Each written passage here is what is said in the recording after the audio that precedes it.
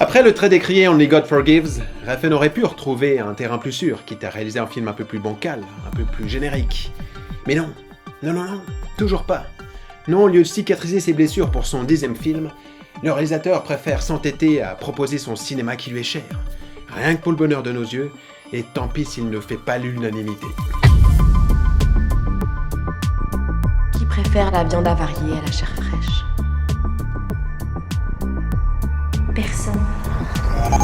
Le réalisateur s'est donc associé à 2 écrivaines pour créer une version cauchemardesque de l'industrie de la mode. The Neon Demon est donc l'histoire d'une jeune mannequin nommée Jessie, interprétée par Elle Fanning, qui arrive à Los Angeles et qui est rapidement considérée comme le nouveau messie de la mode. Tous les regards sont portés sur elle. Elle a le style, la démarche et son aura innocente si particulière. Tout le monde l'admire pour cette beauté naturelle, sans dépendre de la chirurgie esthétique, de drogue ou du sexe. Regarde Jessie. Aucun trucage, rien de factice.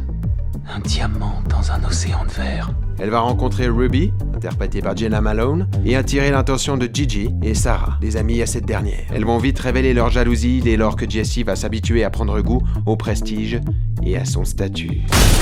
The Neon Demon nous montre une triste vision de la société basée sur la jeunesse et la beauté. Ce n'est un secret pour personne, dans l'industrie de la mode, après un certain âge, on est très vite oublié ou considéré comme dépassé, obsolète. Le film dépeint également très bien la cruauté de la compétition entre les femmes. Ce monde cruel, envieux et superficiel, où la féminité se définit presque comme un genre entièrement toxique. À travers ce film, Refn nous fait très clairement comprendre la relativité du succès. Le monde de la mode est un univers malsain où en un jour vous pouvez vous retrouver adulé, puis le jour suivant dévoré, au sens propre comme au figuré, par une industrie toujours à la recherche de l'excitation de la nouveauté. Dès son intro, le spectateur se sent happé par cette aventure hypnotique dans la partie sombre de l'univers de la mode.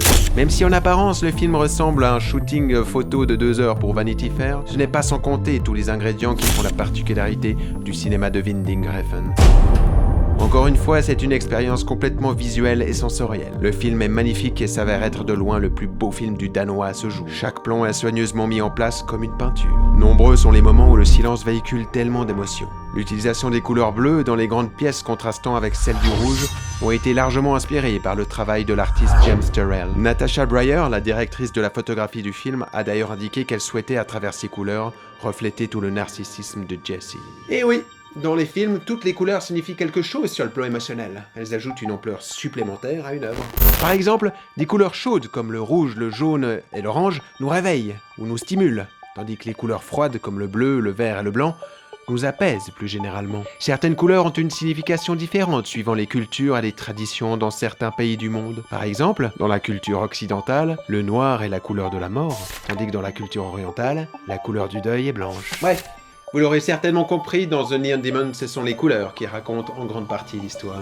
En plus de la photographie incroyable, la réalisation et le cadrage se révèlent être également un cadeau pour les yeux.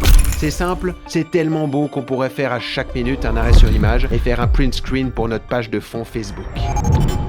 On ne peut pas parler d'un film de Refn sans mentionner l'importance de sa musique. L'excellent Cliff Martinez revient après avoir travaillé sur Drive et Only God Forgives. Encore une fois, le compositeur ne déçoit pas. Ses compositions, toujours aussi inspirées d'électro-onirique, accompagnent merveilleusement bien les images, donnant cette atmosphère si particulière au film. Au casting, Elle Fanning s'en sort très bien. On ressent rapidement et facilement sa personnalité, son innocence, sa timidité. Si le reste du casting reste très efficace, le personnage de Jena Malone vole presque la vedette à celui de Elle Fanning. Il faut dire que depuis Donnie Darko, Jena Malone nous a tous prouvé qu'elle est une très bonne actrice, subtile et passionnante, bien malheureusement sous-cotée. En conclusion, Nicolas Winding Refn l'a encore fait. Il a conçu un film unique, aux visuels riches et aux thématiques fortes. Un voyage sensoriel qui stimule l'esprit et l'inconscient. Il faut l'avouer qu'on l'aime ou qu'on ne l'aime pas. À travers son arrogance, Nicolas Winding Refn est un cinéaste charismatique. Même s'il cherche souvent la controverse et à amener les gens à parler de son travail, pas toujours de la meilleure des manières, c'est un réalisateur qui s'entête à proposer sa vision à tous ses projets, quitte à avoir des différends avec ses producteurs et à travailler qu'avec des petits budgets. Et ça, faut vraiment en avoir une sacrée paire et être sacrément passionné par son travail. Je crois qu'au fond de moi, les films de Nicolas Winding Refn ne peuvent être autre chose que des films de Nicolas Winding Refn. Et je pense que, depuis le début, lui-même semble avoir compris cela.